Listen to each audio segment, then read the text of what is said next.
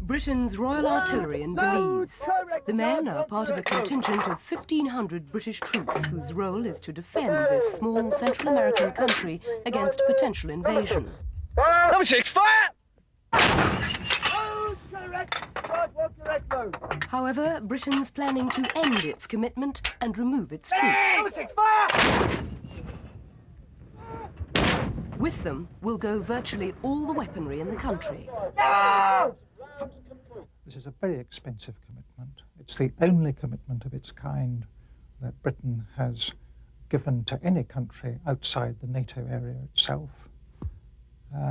It's not surprising that the British government should wish to wind it up as soon as it's safe to do so. But people in Belize don't think it's safe to withdraw the defence guarantee. They argue they had no say in the decision and are asking Britain to reconsider. The Belizean people feel that it is perfectly acceptable for the British to have a contingency of, say, 50 soldiers in Belize, as long as that would be accompanied by a continuation of the defense guarantee so that it would be made clear to anybody who might be proposing external aggression against Belize that the 50 soldiers, the minimum presence of only 50 British soldiers here, would act as a kind of tripwire mechanism. Belize was once a colony known as British Honduras, taken from the Spanish in the 1850s.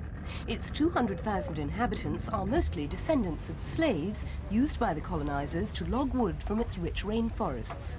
Now the economy is based on fishing, agriculture and tourism. The legacy of British rule makes Belize stand out from its neighbours. It's a member of the Commonwealth, and its stable government with a parliamentary system is not the norm in Central America. The quality of life is not negligible. If Belize can afford relatively high standards, it's partly because Britain takes full responsibility for its defence. But there is genuine fear of neighbouring Guatemala, which has always laid claim to its territory. Belize achieved independence in 1981, but Guatemala still refused to recognise it. Britain failed to resolve the territorial problem, so its troops stayed on to guarantee its defence. The centrepiece of the strategy for Belize's security is to protect the international airport. There's ample evidence that soldiers are present 24 hours a day.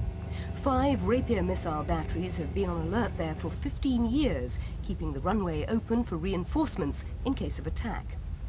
At a time when Britain is slashing defence spending, the pullout will free both personnel and resources. The troops will leave by September next year. The British Defence Ministry claims the withdrawal will save the equivalent of about $14 million a year.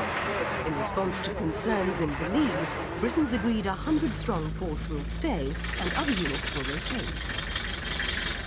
The new policy was developed after Guatemala's Congress recognized Belize in 1991, following which the British Foreign Office argued that Central America was progressing towards stability, saying that civil wars in the region seemed to be drawing to a close. Across the border in Guatemala, there's still a question over recognition. In May this year, the civilian president who'd engineered the new policy imposed a dictatorship with the apparent connivance of the army, only to be overthrown soon afterwards. A new administration, voted in recently, is beset with problems. The relationship with Belize remains open to question. Internationally, yes, almost it's close. We have to resolve this matter in the national context, Guatemalan national context, which is very important for us because it's probably a kind of national and sensitive issue. Sensitive because, as every Guatemalan schoolchild is taught from a very young age, Belize has always been shown as a part of the nation's territory, not as an independent country. The claim, some would say the fact, is enshrined in their constitution. Al departamento del Petén y al departamento de Belice.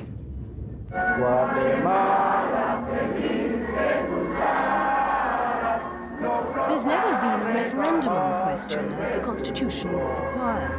A significant number of the people who came to power with the new government think the recognition of Belize was unconstitutional and want the whole process to start again. This could undermine the new government.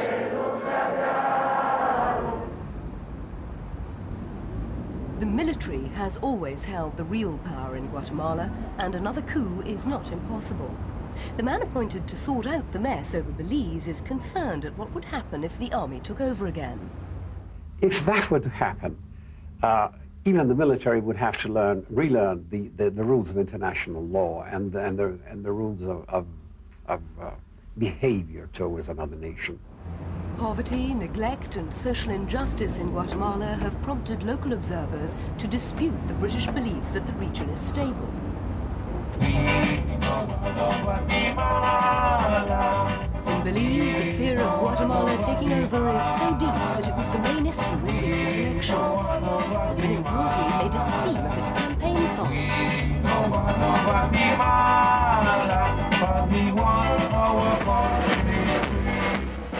The security of the nation will soon be in the hands of these 700 men of the Belizean Defense Force, trained by the British.